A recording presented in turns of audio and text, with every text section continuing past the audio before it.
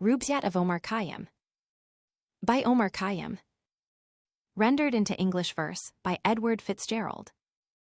Introduction. Omar Khayyam, the astronomer poet of Persia.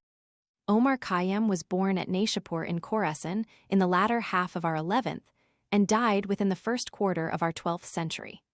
The slender story of his life is curiously twined about that of two other very considerable figures in their time and country, one of whom tells the story of all three. This was Nizam-ul-Mulk, vizier to Alp Arslan the son, and Malik Shah the grandson, of Togrul Beg the Tartar, who had wrested Persia from the feeble successor of Mahmud the Great, and founded that Seljukian dynasty which finally roused Europe into the Crusades. This Nizam-ul-Mulk, in his Wasiat or testament which he wrote and left as a memorial for future statesmen, relates the following. As quoted in the Calcutta Review, number 59, from Merkhan's History of the Assassins. One of the greatest of the wise men of Khorasan was the Imam Moafak of Naishapur, a man highly honored and reverenced, may God rejoice his soul. His illustrious years exceeded 85, and it was the universal belief that every boy who read the Quran or studied the traditions in his presence would assuredly attain to honor and happiness. For this cause did my father send me from Tus to Naishapur with Abdus Samed, the doctor of law, that I might employ myself in study and learning under the guidance of that illustrious teacher. Towards me he ever turned an eye of favor and kindness, and as his pupil I felt for him extreme affection and devotion, so that I passed 4 years in his service. When I first came there, I found 2 other pupils of mine own age newly arrived, Hakim Omar Khayyam and the ill-fated Ben Saba. Both were endowed with sharpness of wit and the highest natural powers, and we 3 formed a close friendship together. When the Imam rose from his lectures, they used to join me, and we repeated to each other the lessons we had heard. Now Omar was a native of Naishapur, while Hassan ben Saba's father was one Ali, a man of austere life and practice, but heretical in his creed and doctrine. One day Hassan said to me and to Khayyam, "It is a universal belief that the pupils of the Imam Moafak will attain to fortune. Now, even if we all do not attain thereto, without doubt one of us will. What then shall be our mutual pledge and bond?" We answered, "Be it what you please." "Well," he said, "let us make a vow that to whomsoever this fortune falls, he shall share it equally with the rest and reserve no preeminence for himself." "Be it so," we both replied, and on those terms we mutually pledged our words. Years rolled on, and I went from Khorasan to Transoxiana and wandered to Ghazni and Kabul. And when I returned, I was invested with office, and rose to be administrator of affairs during the Sultanate of Sultan Alp Arslan. He goes on to state, that years passed by, and both his old school friends found him out, and came and claimed a share in his good fortune, according to the school day vow. The vizier was generous and kept his word. Hassan demanded a place in the government, which the Sultan granted at the vizier's request. But discontented with a gradual rise, he plunged into the maze of intrigue of an oriental court, and, failing in a base attempt to supplant his benefactor, he was disgraced and fell. After many mishaps and wanderings, Hassan became the head of the Persian sect of the Ismailians, a party of fanatics who had long murmured in obscurity, but rose to an evil eminence under the guidance of his strong and evil will. In A.D. 1090, he seized the castle of Alamut, in the province of Rudbar, which lies in the mountainous tract south of the Caspian Sea. And it was from this mountain home he obtained that evil celebrity among the Crusaders as the Old Man of the Mountains, and spread terror through the Mohammedan world. And it is yet disputed where the word assassin, which they have left in the language of modern Europe as their dark memorial, is derived from the hashish or opiate of Hempleaves, the Indian bang, with which they maddened themselves to the sullen pitch of oriental desperation, or from the name of the founder of the dynasty, whom we have seen in his quiet collegiate days at Naishapur. One of the countless victims of the assassin's dagger was Nizam-ul-Mulk himself, the old schoolboy friend. 1. Omar Khayyam also came to the vizier to claim his share, but not to ask for title or office. "The greatest boon you can confer on me," he said, "is to let me live in a corner under the shadow of your fortune, to spread wide the advantages of science, and pray for your long life and prosperity." The vizier tells us that when he found Omar was really sincere in his refusal, he pressed him no further, but granted him a yearly pension of 1,200 mithqals of gold from the treasury of Naishapur. At Naishapur thus lived and died Omar Khayyam, busied, adds the vizier, in winning knowledge of every kind, and especially in astronomy, wherein he attained to a very high preeminence. Under the sultanate of Malik Shah, he came to Merv, and obtained great praise for his proficiency in science, and the sultan showered favors upon him. When the Malik Shah determined to reform the calendar, Omar was one of the 8 learned men employed to do it.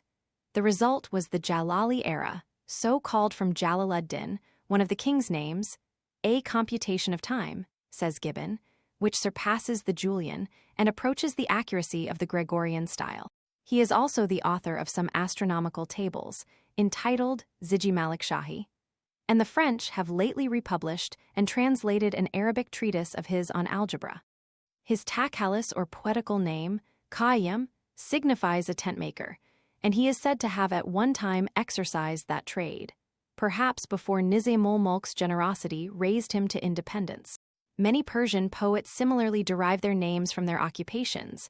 Thus we have Attar, a druggist, Asar, an oil presser, etc. 2. Omar himself alludes to his name in the following whimsical lines. Khayyam, who stitched the tents of science, has fallen in grief's furnace and been suddenly burned. The shears of fate have cut the tent ropes of his life, and the broker of hope has sold him for nothing. We have only one more anecdote to give of his life, and that relates to the close. It is told in the anonymous preface which is sometimes prefixed to his poems. It has been printed in the Persian in the appendix to Hyde's Veterum Persarum Religio, p. 499, and de Herbalat alludes to it in his Bibliothèque under Khayyam. 3. It is written in the chronicles of the ancients that this king of the wise, Omar Khayyam, died at Naishapur in the year of the Hejira, 517, A.D. 1123. In science, he was unrivaled, the very paragon of his age. Khwaja Nizami of Samarkand, who was one of his pupils, relates the following story. I often used to hold conversations with my teacher, Omar Khayyam, in a garden, and one day he said to me, "My tomb shall be in a spot where the north wind may scatter roses over it." I wondered at the words he spake, but I knew that his were no idle words.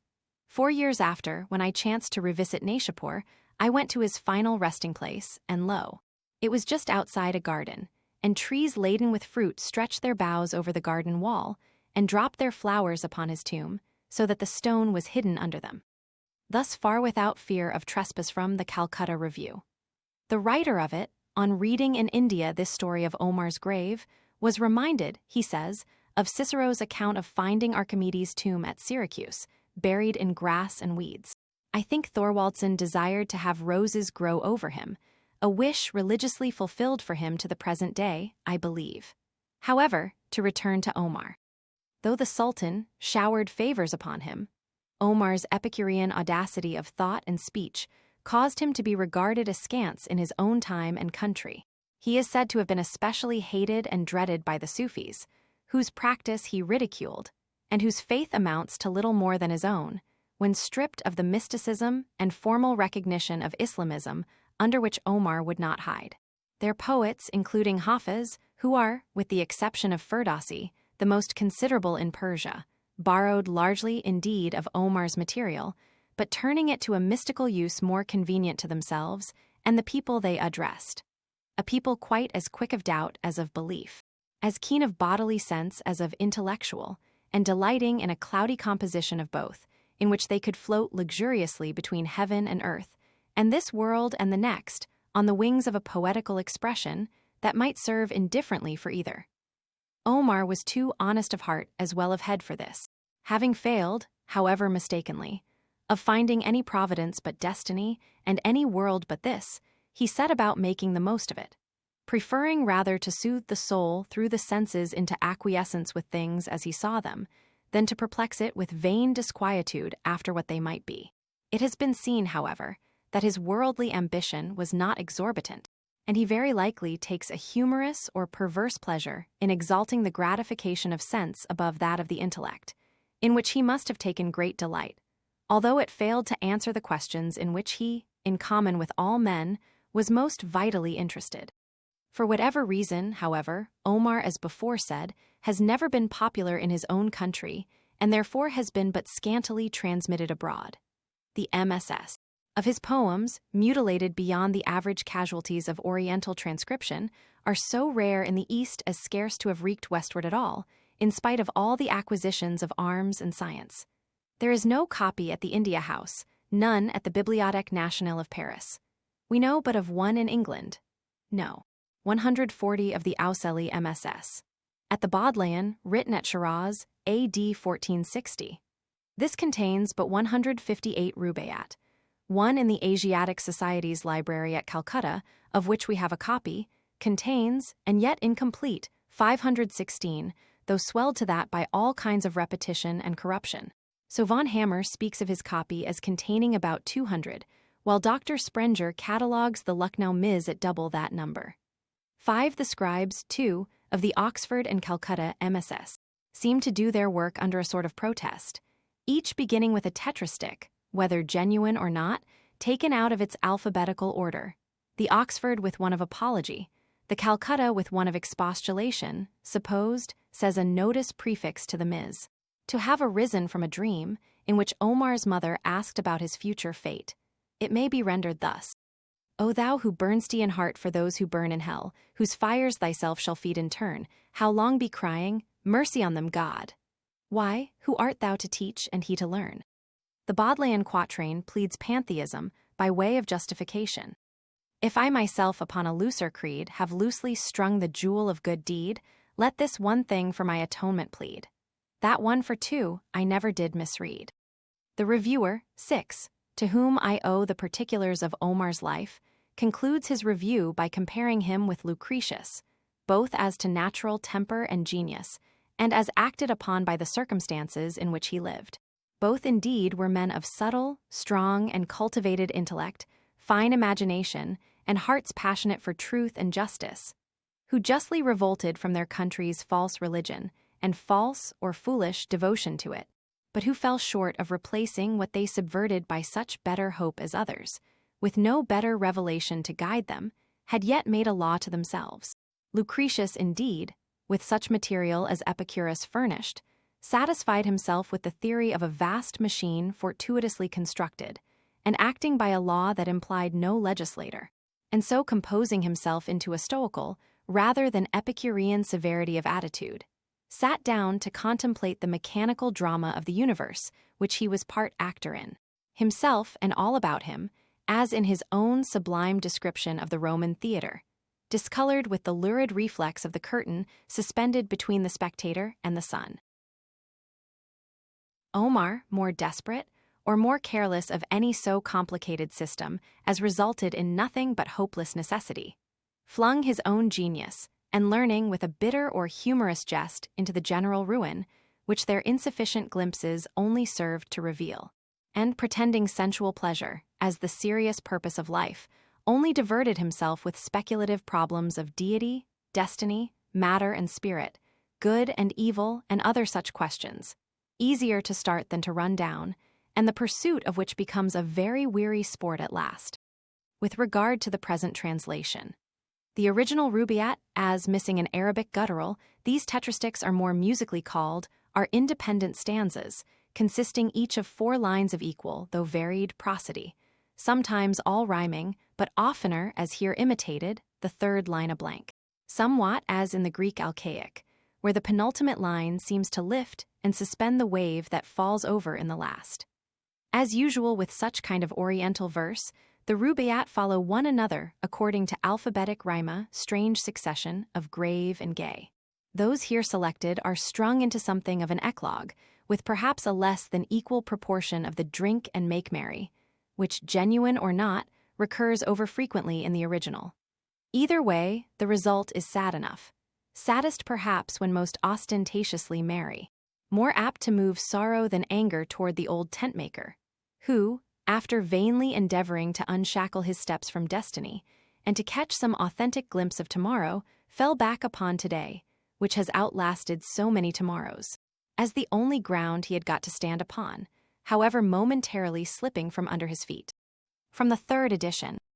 While the second edition of this version of Omar was preparing, Monsieur Nicolas, French consul at Resht, published a very careful and very good edition of the text, from a lithograph copy at Tehran, comprising 464 rubaiyat, with translation and notes of his own. Mons. Nicolas, whose edition has reminded me of several things and instructed me in others, does not consider Omar to be the material Epicurean that I have literally taken him for, but a mystic, shadowing the deity under the figure of wine, wine-bearer, and sea, as Hafiz is supposed to do. In short, a Sufi poet like Hafiz and the rest. I cannot see reason to alter my opinion, formed as it was more than a dozen years ago, when Omar was first shown me by one to whom I am indebted for all I know of Oriental, and very much of other, literature. He admired Omar's genius so much that he would gladly have adopted any such interpretation of his meaning as Mons. Nicolas, if he could. 7. That he could not, appears by his paper in the Calcutta Review already so largely quoted, in which he argues from the poems themselves, as well as from what records remain of the poet's life. And if more were needed to disprove Mons. Nicolas' theory, there is the biographical notice which he himself has drawn up in direct contradiction to the interpretation of the poems given in his notes. See pp. 1314 of his preface. Indeed, I hardly knew poor Omar was so far gone till his apologist informed me. For here we see that, whatever were the wine that Hafiz drank and sang, the veritable juice of the grape it was which Omar used, not only when carousing with his friends, but says Mons. Nicolas, in order to excite himself to that pitch of devotion which others reached by cries and hurlements.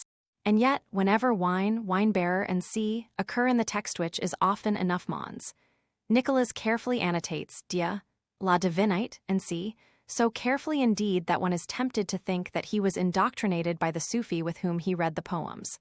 Note to Rub, Roman 2, p8. A Persian would naturally wish to vindicate a distinguished countryman, and a Sufi to enroll him in his own sect, which already comprises all the chief poets of Persia. What historical authority has Mons? Nicolas to show that Omar gave himself up avec passion à l'étude de la philosophie des Sufis? Preface, p. Roman 13. The doctrines of pantheism, materialism, necessity, and sea were not peculiar to the Sufi, nor to Lucretius before them, nor to Epicurus before him. Probably the very original irreligion of thinking men from the first, and very likely to be the spontaneous growth of a philosopher living in an age of social and political barbarism, under shadow of one of the 72 religions supposed to divide the world.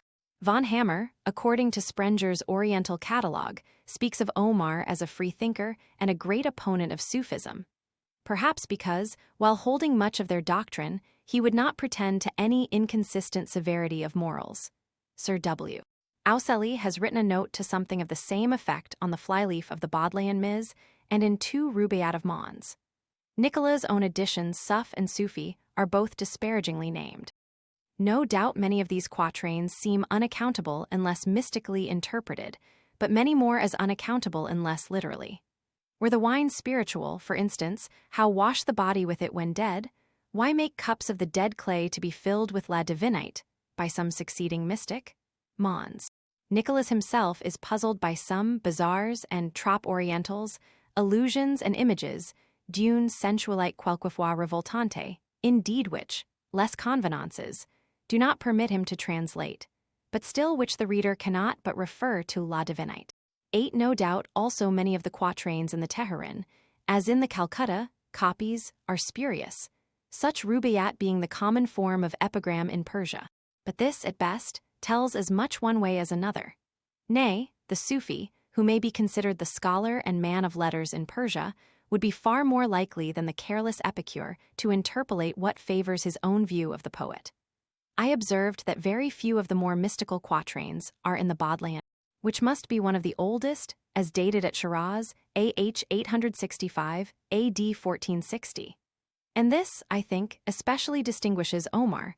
I cannot help calling him by his not Christian familiar name from all other Persian poets, that, whereas with them the poet is lost in his song, the man in allegory and abstraction, we seem to have the Manthi Bonham Omar himself, with all his humors and passions, as frankly before us as if we were really at table with him, after the wine had gone round. I must say that I, for one, never wholly believed in the mysticism of Hafiz.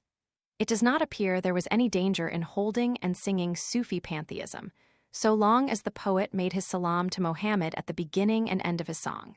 Under such conditions, Jalaluddin, Jami, Adar, and others sang, using wine and beauty indeed as images to illustrate, not as a mask to hide, the divinity they were celebrating.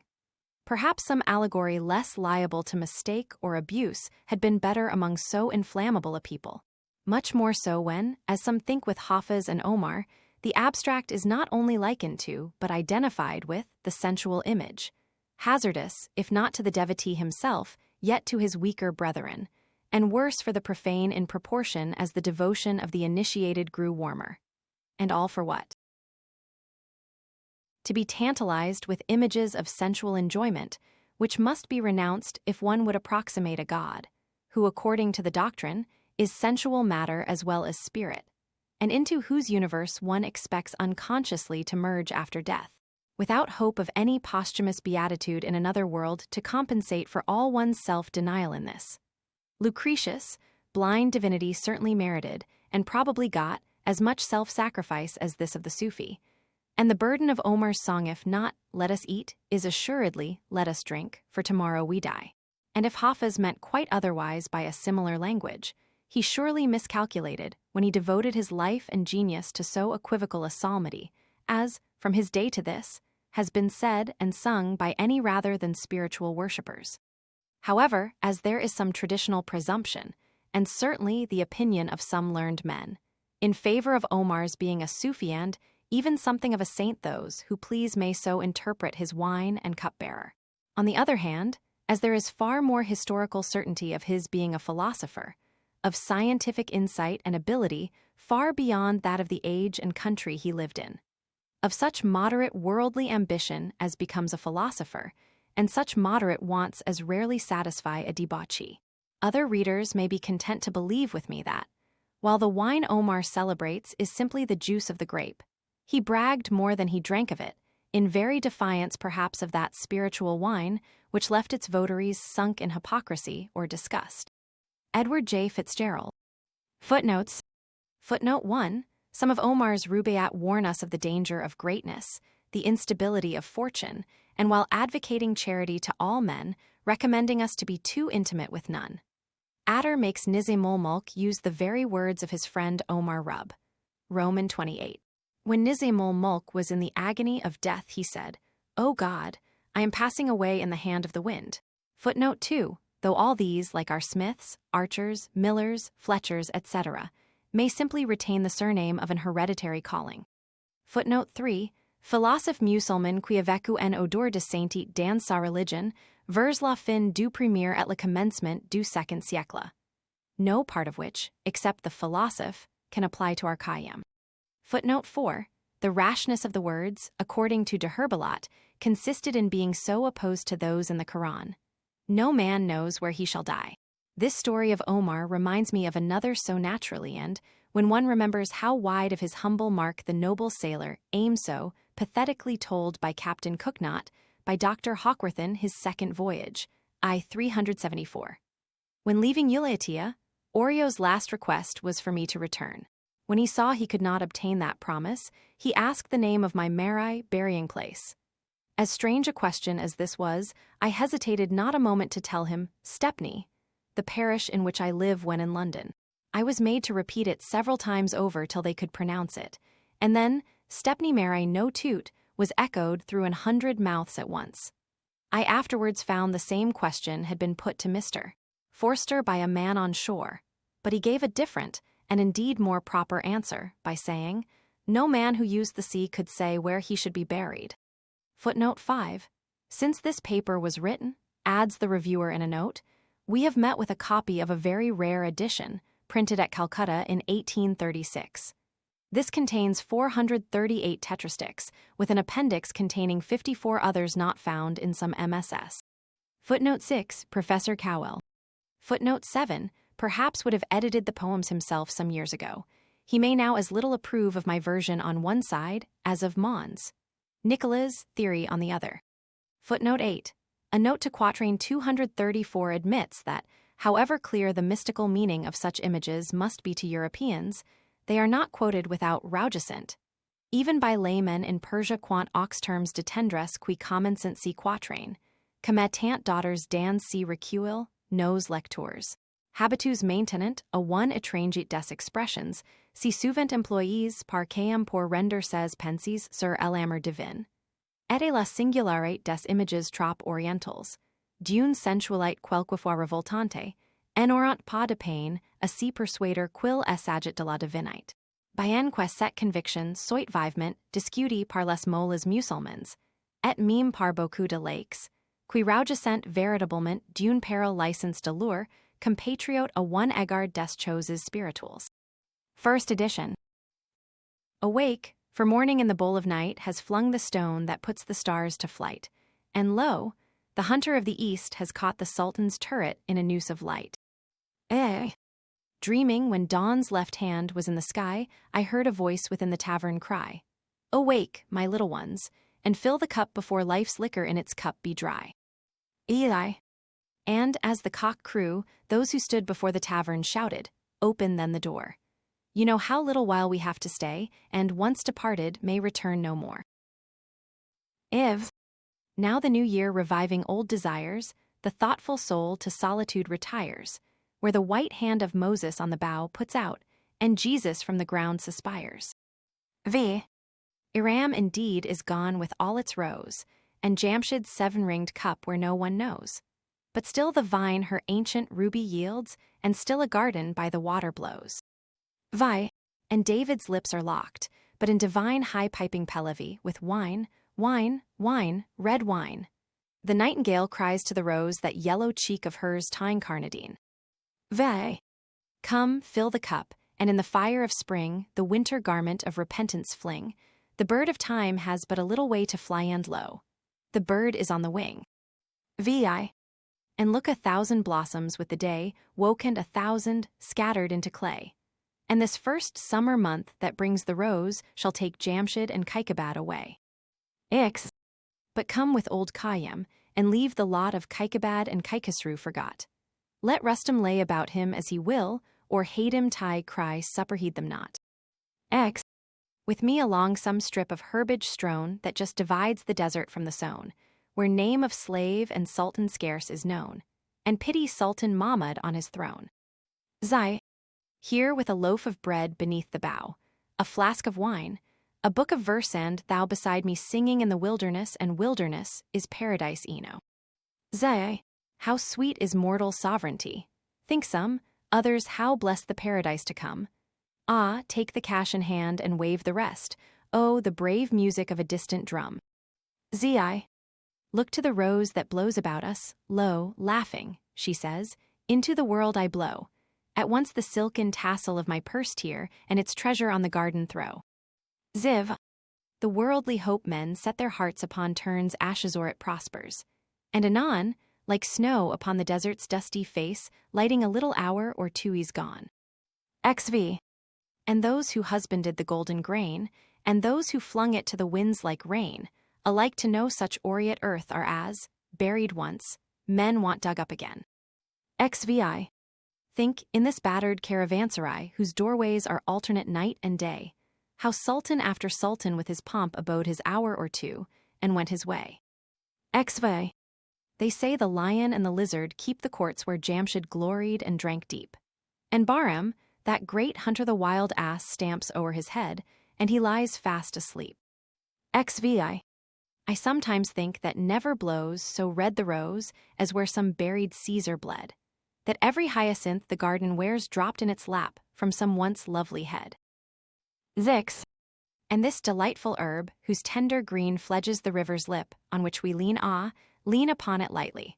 For who knows from what once lovely lip it springs unseen. XX. Ah, my beloved, fill the cup that clears today of past regrets and future fears tomorrow. Why, tomorrow I may be myself with yesterday's 7,000 years. XXI. Lo, some we loved, the loveliest and the best that time and fate of all their vintage pressed, have drunk their cup a round or two before, and one by one crept silently to rest. XI. And we, that now make merry in the room they left, and summer dresses in new bloom, ourselves must we beneath the couch of earth descend, ourselves to make a couch for whom? XZI. Ah, make the most of what we yet may spend, before we too into the dust descend, dust into dust, and under dust to lie, sans wine, sans song, sans singer and sans end. XZiv. Alike for those who for today prepare, and those that after a tomorrow stare, a muezzin from the tower of darkness cries, Fools, your reward is neither here nor there. XXV. Why, all the saints and sages who discussed of the two worlds so learnedly are thrust like foolish prophets forth. Their words to scorn are scattered, and their mouths are stopped with dust. XXVI. Oh, come with old Khayyam and leave the wise to talk. One thing is certain, that life flies. One thing is certain, and the rest is lies. The flower that once has blown forever dies. XXVI. Myself, when young, did eagerly frequent doctor and saint, and heard great argument about it and about. But evermore came out by the same door as in I went. XXVI. With them the seed of wisdom did I sow, and with my own hand labored it to grow. And this was all the harvest that I reaped. I came like water, and like wind I go. XX. Into this universe, and why not knowing, nor whence like water willy-nilly flowing. And out of it, as wind along the waste, I know not whither, willy-nilly blowing. XXX. What without asking, hither hurried whence, and without asking, whither hurried hence, another and another cup to drown the memory of this impertinence. XXXI. Up from earth's center through the seventh gate I rose, and on the throne of Saturn sate, and many knots unraveled by the road, but not the knot of human death and fate. XXZ. There was a door to which I found no key. There was a veil past which I could not see. Some little talk a while of me, and thee there seemed end, then no more of thee and me. XXZI. Then to the rolling heaven itself I cried, asking, what lamp had destiny to guide her little children stumbling in the dark? And, a blind understanding, heaven replied. XXZiv. Then to this earthen bowl did I adjourn my lip the secret well of life to learn, and lip to lip it murmured, while you live, drink, for once dead you never shall return. XXXV. I think the vessel, that with fugitive articulation answered, once did live and merry make, and the cold lip I kissed how many kisses might it take and give. XXXVI. For in the marketplace, one dusk of day, I watched the potter thumping his wet clay, and with its all obliterated tongue it murmured, gently, brother, gently, pray. XXXV. Ah, fill the cup. What boots it to repeat how time is slipping underneath our feet? Unborn tomorrow and dead yesterday, why fret about them if today be sweet? XXXVI. One moment in annihilation's waste, one moment, of the well of life to taste the stars are setting, and the caravan starts for the dawn of nothing. Oh, make haste. XXX. How long, in infinite pursuit of this and that endeavor and dispute? Better be merry with the fruitful grape than sadden after none, or bitter fruit. XL. You know, my friends, how long since in my house for a new marriage I did make carouse. Divorced old baron reason from my bed, and took the daughter of the vine to spouse. XLI. For is and is, not though with rule and line, and up and down without I could define, I yet in all I only cared to know, was never deep in anything but wine. XLay. And lately, by the tavern door agape, came stealing through the dusk an angel shape, bearing a vessel on his shoulder. And he bid me taste of it, and 'twas the grape. XLei. The grape that can with logic absolute the 270 jarring sects confute, the subtle alchemist that in a trice life's leaden metal into gold transmute. XLiv. The mighty Mahmud, the victorious Lord, that all the misbelieving and black horde of fears and sorrows that infest the soul scatters and slays with his enchanted sword. XLV. But leave the wise to wrangle, and with me the quarrel of the universe let be, and, in some corner of the hubbub couched, make game of that which makes as much of thee. XLVI. For in and out, above, about, below, 'tis nothing but a magic shadow show, played in a box whose candle is the sun, round which we phantom figures come and go.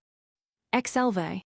And if the wine you drink, the lip you press, end in the nothing all things end in yes, then fancy while thou art, but what thou shalt be nothing thou shalt not be less. XLVI. While the rose blows along the river brink, with old Khayyam the ruby vintage drink. And when the angel with his darker draught draws up to thee, take that, and do not shrink. XLVIX. 'Tis all a checkerboard of nights and days where destiny with men for pieces plays. Hither and thither moves, and mates, and slays, and one by one back in the closet lays. L. The ball no question makes of eyes and nose, but right or left as strikes the player goes. And he that tossed thee down into the field, he knows about it all he knows he knows. Le. The moving finger writes, and, having writ, moves on. Nor all thy piety nor wit shall lure it back to cancel half a line, nor all thy tears wash out a word of it. Le. And that inverted bowl we call the sky, whereunder crawling co-opt we live and die. Lift not thy hands to it for help, for it rolls impotently on as thou or I. Lei. With earth's first clay they did the last man's need, and then of the last harvest sowed the seed.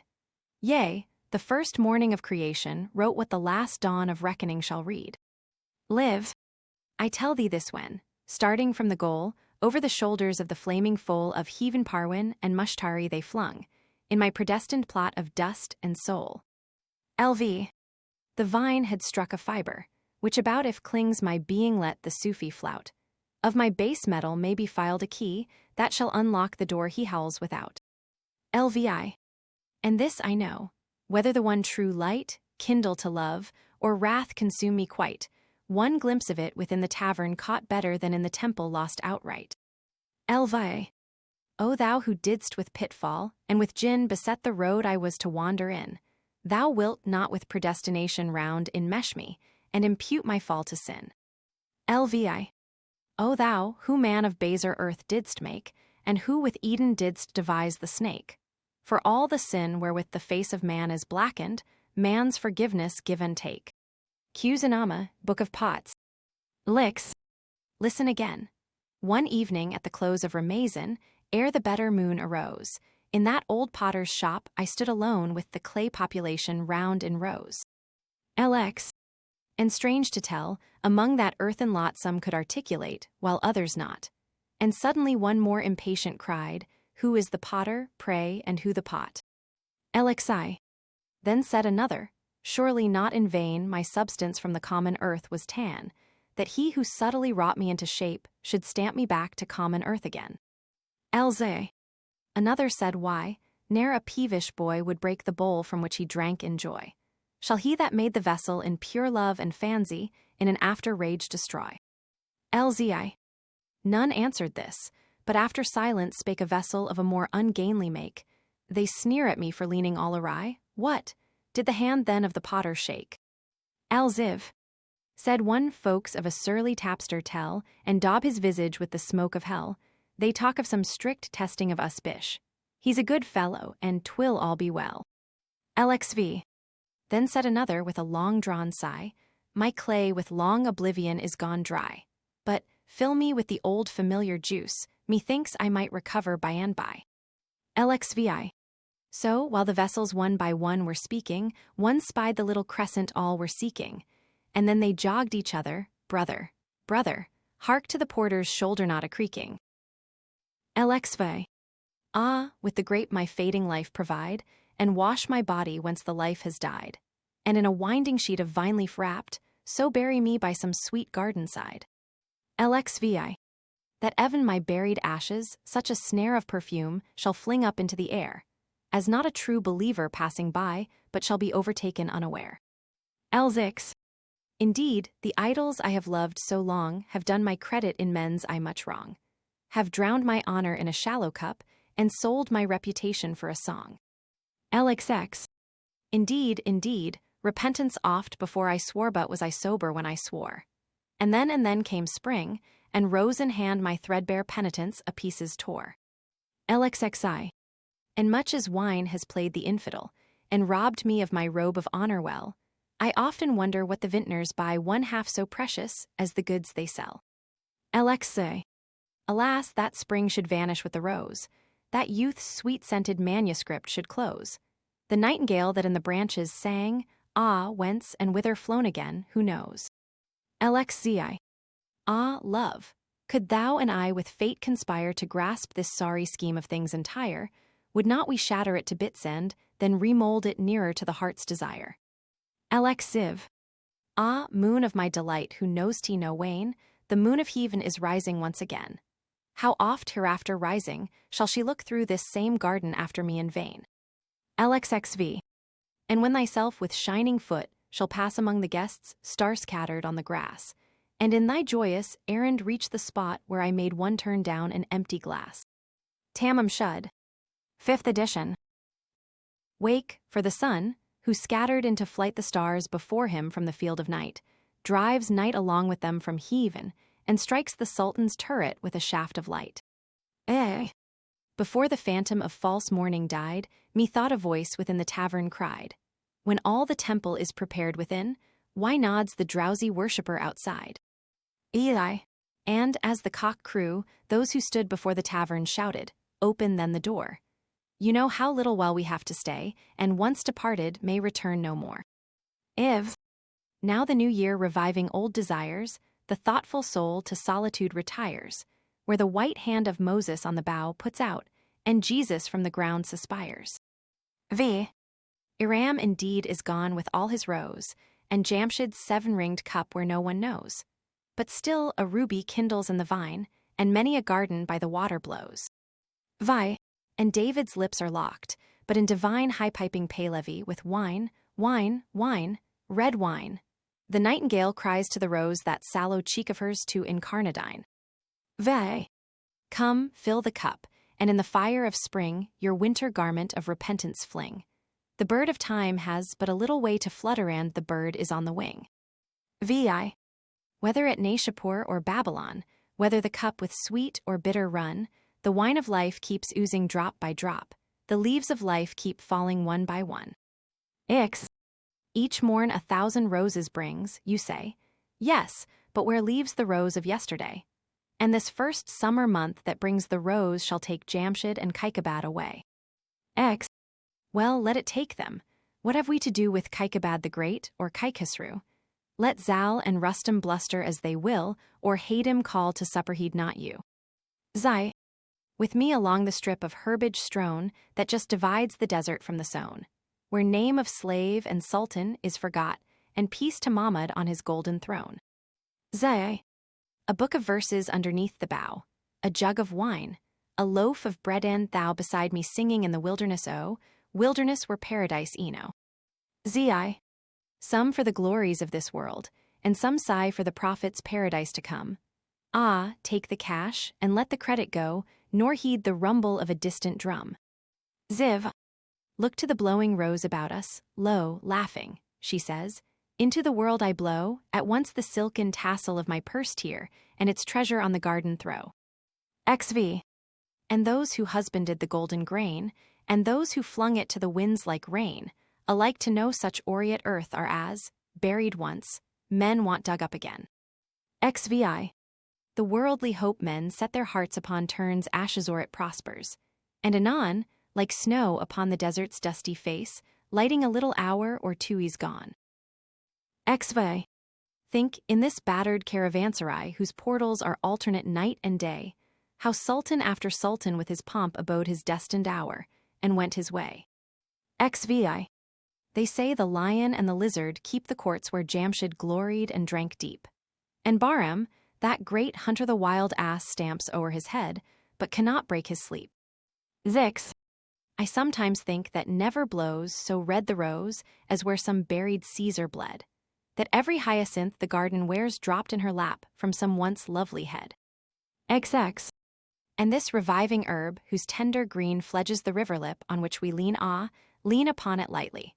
For who knows from what once lovely lip it springs unseen. XXI. Ah, my beloved, fill the cup that clears today of past regrets and future fears. Tomorrow I may be myself with yesterday's 7,000 years. XI. For some we loved, the loveliest and the best that from his vintage rolling time hath pressed, have drunk their cup a round or two before, and one by one crept silently to rest. XZI. And we, that now make merry in the room they left, and summer dresses in new bloom, Ourselves must we beneath the couch of earth descend ourselves to make a couch for whom? Exiv. Ah, make the most of what we yet may spend, before we too into the dust descend. Dust into dust, and under dust to lie, sans wine, sans song, sans singer, and sans end. XXV. Alike for those who for today prepare, and those that after some tomorrow stare, a muezzin from the tower of darkness cries, "Fools, your reward is neither here nor there." XXVI. Why, all the saints and sages who discussed of the two worlds so wisely they are thrust like foolish prophets forth. Their words to scorn are scattered, and their mouths are stopped with dust. XXV. Myself, when young, did eagerly frequent doctor and saint, and heard great argument about it and about, but evermore came out by the same door wherein I went. XXVI. With them the seed of wisdom did I sow, and with mine own hand wrought to make it grow. And this was all the harvest that I reaped. I came like water, and like wind I go. XX. Into this universe, and why not knowing nor whence, like water willy-nilly flowing. And out of it, as wind along the waste, I know not whither, willy-nilly blowing. XXX. What without asking, hither hurried whence, and without asking, whither hurried hence. Oh, many a cup of this forbidden wine must drown the memory of that insolence. XXXI. Up from earth's center through the seventh gate I rose, and on the throne of Saturn sate, and many a knot unraveled by the road, but not the master knot of human fate. XXZ. There was the door to which I found no key. There was the veil through which I might not see. Some little talk a while of me and thee there was, and then no more of thee and me. XXZI.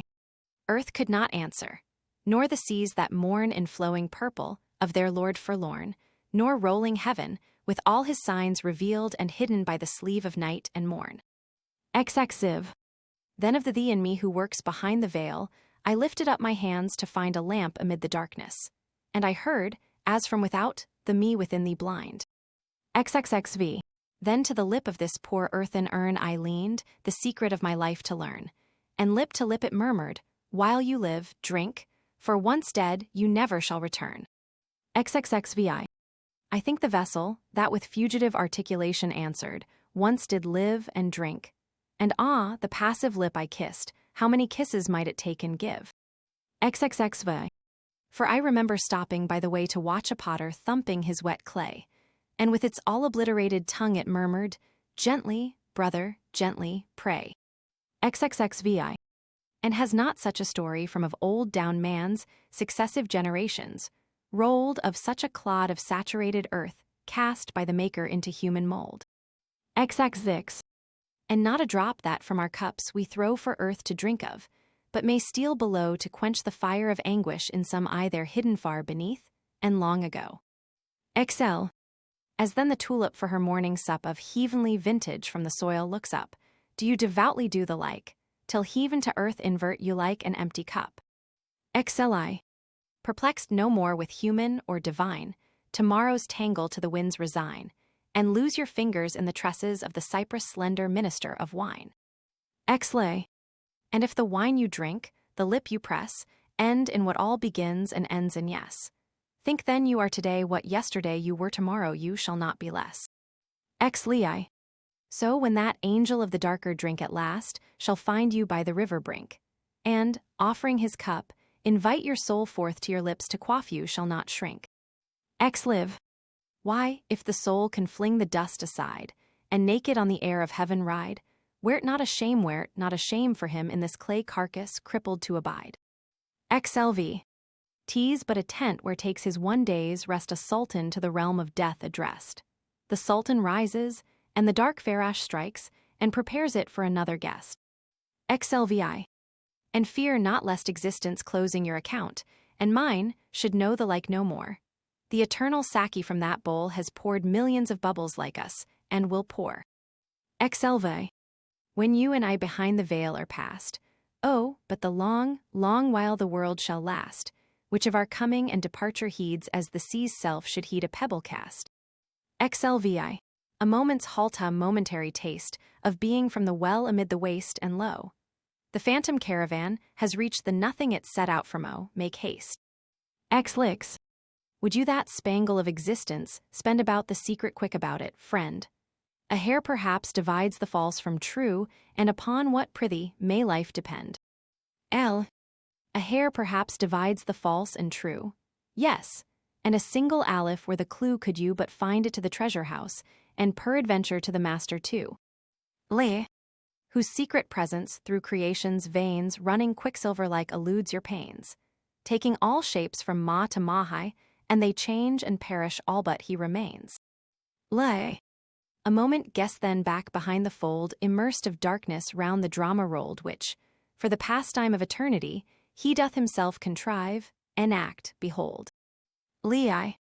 But if in vain, down on the stubborn floor of earth, and up to heaven's unopening door, you gaze today, while you are you how then tomorrow, when you shall be you no more. Live. Waste not your hour, nor in the vain pursuit of this and that endeavor and dispute. Better be jocund with the fruitful grape than sadden after none, or bitter, fruit. LV.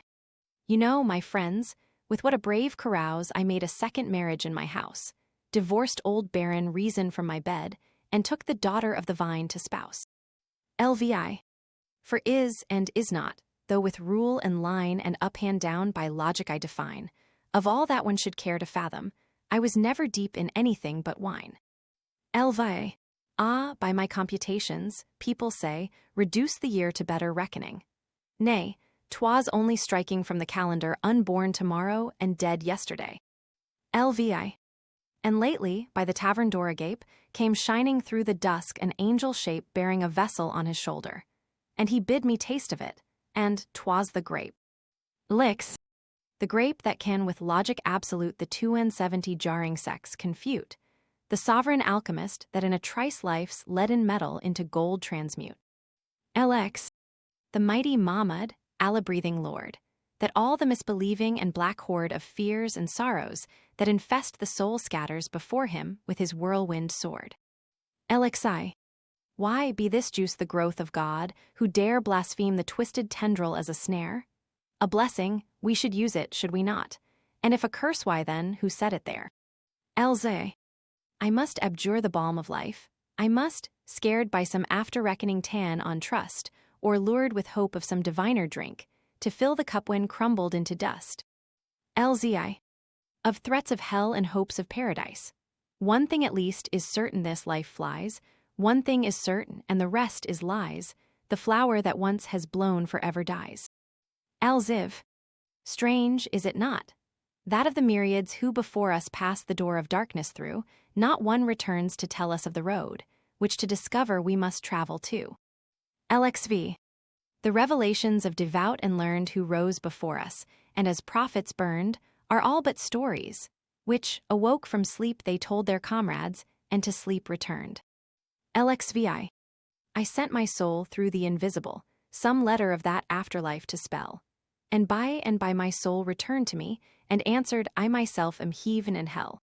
LXV.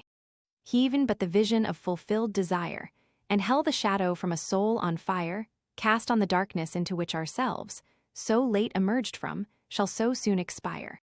LXVI. We are no other than a moving row of magic shadow shapes that come and go round with the sun-illumined lantern, held in midnight by the master of the show. LXX. But helpless pieces of the game he plays upon this checkerboard of nights and days, hither and thither moves, and checks, and slays, and one by one back in the closet lays. LXX. The ball no question makes of eyes and nose, but here or there as strikes the player goes. And he that tossed you down into the field, he knows about it all he knows he knows. LXXI. The moving finger writes, and, having writ, moves on, nor all your piety nor wit shall lure it back to cancel half a line, nor all your tears wash out a word of it. LXA. And that inverted bowl they call the sky, whereunder crawling cooped we live and die, lift not your hands to it for help, for it as impotently moves as you or I. LXZI. With earth's first clay they did the last man knead, and there of the last harvest sowed the seed. And the first morning of creation wrote what the last dawn of reckoning shall read. LXZIV. Yesterday this day's madness did prepare, tomorrow's silence, triumph, or despair drink. For you not know whence you came, nor why drink, for you know not why you go nor where. LXXV. I tell you this when, started from the goal, over the flaming shoulders of the foal of Heaven Parwin and Mushtari they flung, in my predestined plot of dust and soul. LXXVI.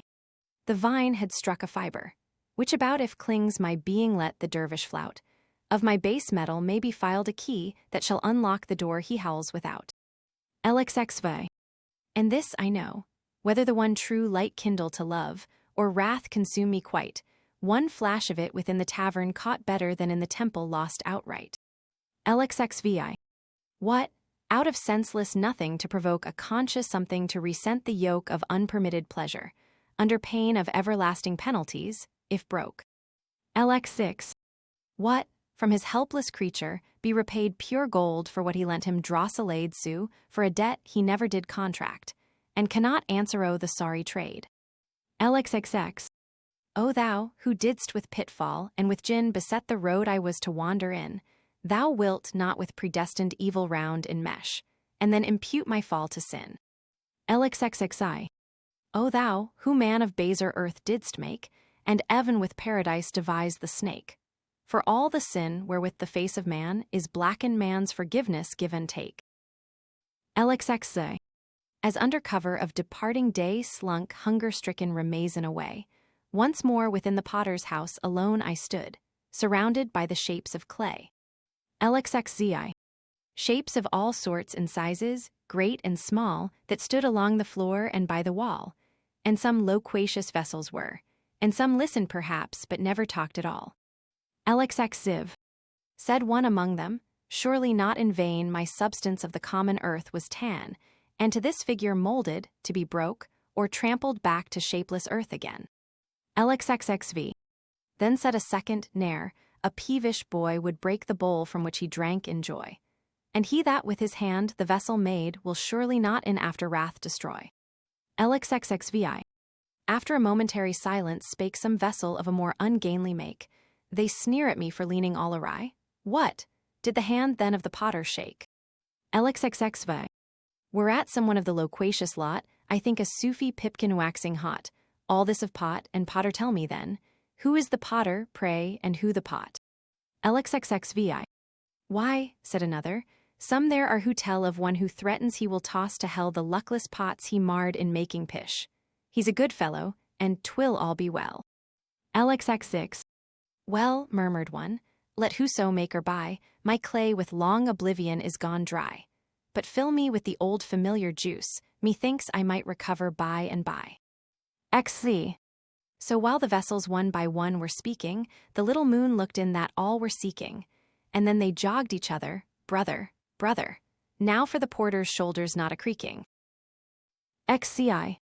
Ah, with the grape my fading life provide, and wash the body whence the life has died, and lay me, shrouded in the living leaf, by some not unfrequented garden side. XC. That even buried ashes, such a snare of vintage, shall fling up into the air as not a true believer passing by, but shall be overtaken unaware. XCI. Indeed the idols I have loved so long have done my credit in this world much wrong, have drowned my glory in a shallow cup, and sold my reputation for a song. XCiv. Indeed, repentance oft before I swore but was I sober when I swore. And then came spring, and rose in hand my threadbare penitence a pieces tore. XCV. And much as wine has played the infidel, and robbed me of my robe of honor well, I wonder often what the vintners buy one half so precious as the stuff they sell. XCVI. Yet that spring should vanish with the rose, that youth's sweet-scented manuscript should close, the nightingale that in the branches sang, whence and whither flown again, who knows? XCVI. Would but the desert of the fountain yield one glimpse if dimly, yet indeed, revealed, to which the fainting traveler might spring, as springs the trampled herbage of the field. XCVI. Would but some winged angel ere too late arrest the yet unfolded roll of fate, and make the stern recorder otherwise enregister, or quite obliterate. XVIX. Love, could you and I with him conspire to grasp this sorry scheme of things entire, would not we shatter it to bit's end, then remold it nearer to the heart's desire? C. Yon rising moon, that looks for us again, how oft hereafter will she wax and wane? How oft hereafter rising look for us through this same garden end, for one in vain? Ci. And when like her, O Saki, you shall pass among the guests star-scattered on the grass, and in your joyous errand reach the spot where I made one turn down an empty glass. Tamam. Notes. The references are, except in the first note only, to the stanzas of the 5th edition. Stanza I, flinging a stone into the cup was the signal for to horse, in the desert. The false dawn, subhai kazib, a transient light on the horizon about an hour before the subhai sadik or true dawn, a well-known phenomenon in the East. New year, beginning with the vernal equinox, it must be remembered, and howsoever the old solar year is practically superseded by the clumsy lunar year that dates from the Mohammedan Hijra, still commemorated by a festival that is said to have been appointed by the very Jamshid whom Omar so often talks of, and whose yearly calendar he helped to rectify. The sudden approach and rapid advance of the spring, says Mr. Binning, are very striking. Before the snow is well off the ground, the trees burst into blossom and the flowers start from the soil. At Nowruz, their New Year's Day, the snow was lying in patches on the hills and in the shaded valleys, while the fruit trees in the garden were budding beautifully, and green plants and flowers springing upon the plains on every side.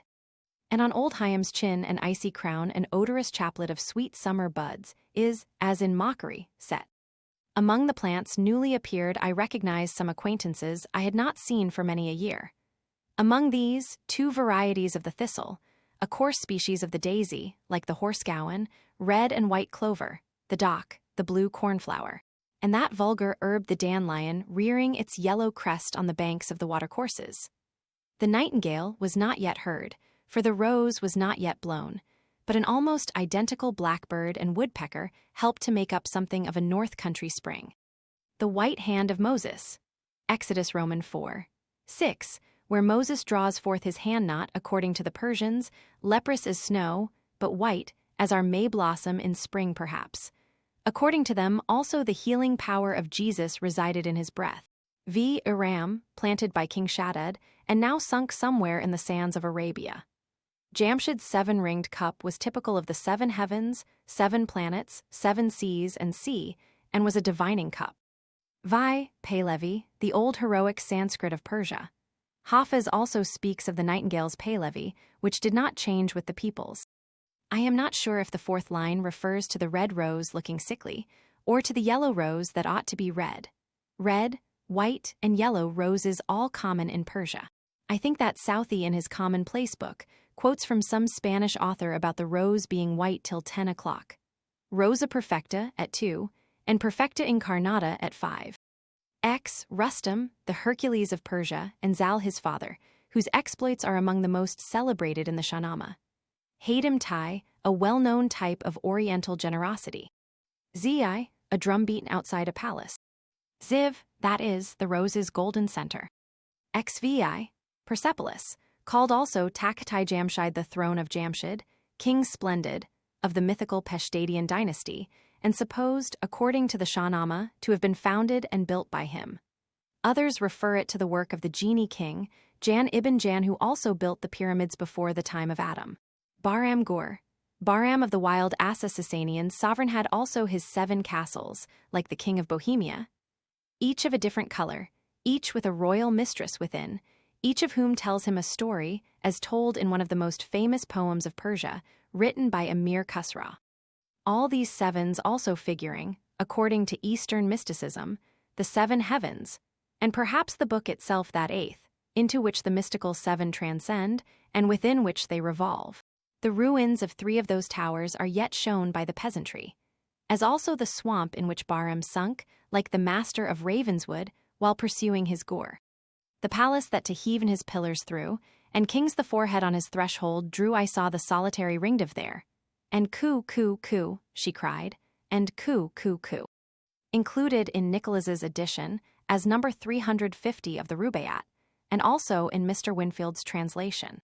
This quatrain Mr. Binning found, among several of Hafiz and others, inscribed by some stray hand among the ruins of Persepolis. The ringdov's ancient Pahlavi ku signifies also in Persian where. In Adder's bird parliament, she is reproved by the leader of the birds for sitting still, and for ever harping on that one note of lamentation for her lost Yusuf.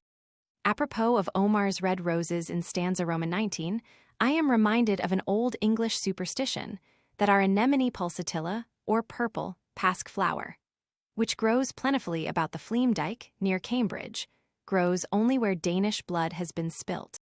XXI, 1,000 years to each planet. XXXI, Saturn, lord of the seventh heaven. XXI, me and thee, some individual existence or personality distinct from the whole.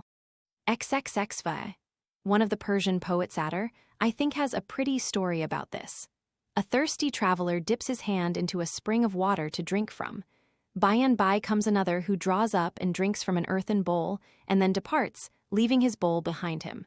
The first traveler takes it up for another draught, but is surprised to find that the same water which had tasted sweet from his own hand tastes bitter from the earthen bowl. But a voice from heaven, I think, tells him the clay from which the bowl is made was once man, and, into whatever shape renewed, can never lose the bitter flavor of mortality. XXVI. The custom of throwing a little wine on the ground before drinking still continues in Persia, and perhaps generally in the East. Mons. Nicholas considers it, unseen deliberalite, et en meme temps un avertissement, quelabuvor doit, vider sacoup jusquela dernier gout.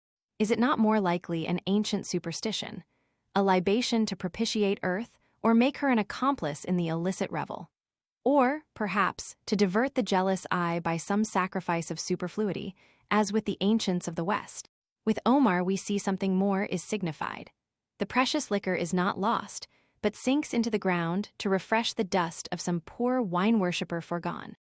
Thus Hafiz, copying Omar in so many ways, when thou drinkest wine pour a draught on the ground, wherefore fear the sin which brings to another gain? Exlii.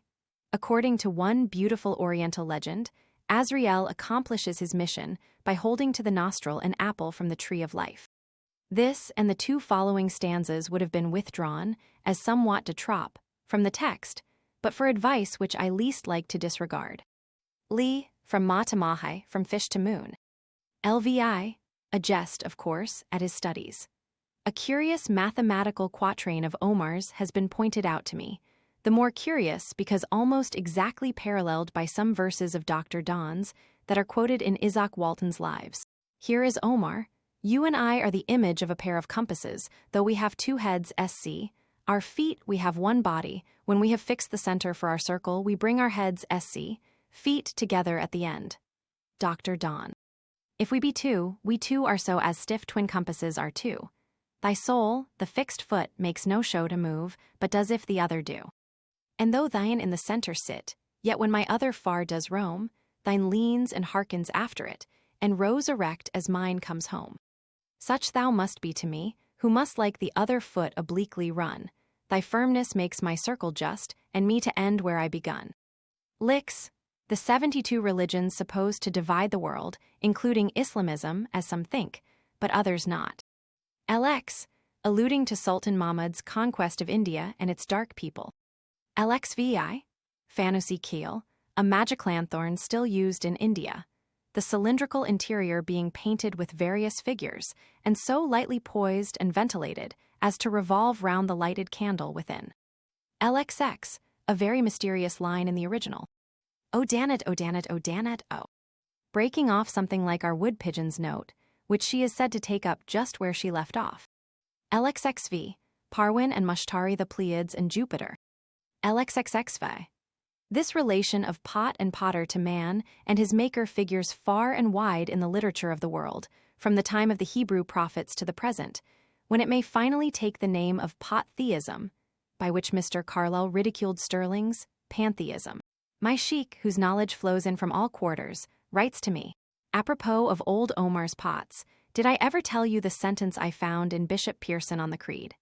Thus are we wholly at the disposal of his will, and our present and future condition framed and ordered by his free, but wise and just decrees.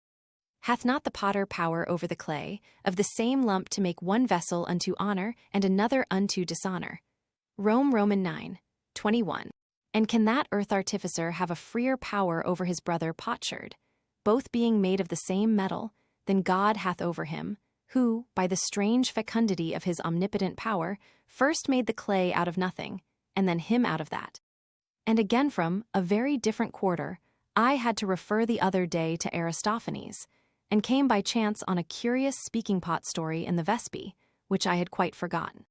Greek text deleted from edX. The pot calls a bystander to be a witness to his bad treatment. The woman says, if, by Proserpine, instead of all this testifying, comp, Cuddy and his mother in old mortality, you would buy yourself a rivet, it would show more sense in you. The scholiast explains a kindness as Greek phrase deleted from edX. One more illustration for the oddities' sake from the Autobiography of a Cornish Rector, by the late James Hamley Tregena, 1871. There was one odd fellow in our company, he was so like a figure in the Pilgrim's Progress, that Richard always called him the Allegory. With a long white beard, a rare appendage in those days, and a face the color of which seemed to have been baked in, like the faces one used to see on earthenware jugs. In our country dialect, earthenware is called clome, so the boys of the village used to shout out after him, go back to the potter, old clome face, and get baked over again. For the Allegory, though shrewd enough in most things, had the reputation of being safe-baked, i.e., of weak intellect. XC. At the close of the fasting month, Ramazan, which makes the Mussulman unhealthy and unamiable, the first glimpse of the new moon, who rules their division of the year, is looked for with the utmost anxiety and hailed with acclamation. Then it is that the porter's knot may be heard toward the cellar. Omar has elsewhere a pretty quatrain about the same moon. Be of good cheer, the sullen month will die, and a young moon requite us by and by. Look how the old one, meager, bent, and wan with age and fast, is fainting from the sky. Thanks for listening to Rubaiyat of Omar Khayyam by Omar Khayyam.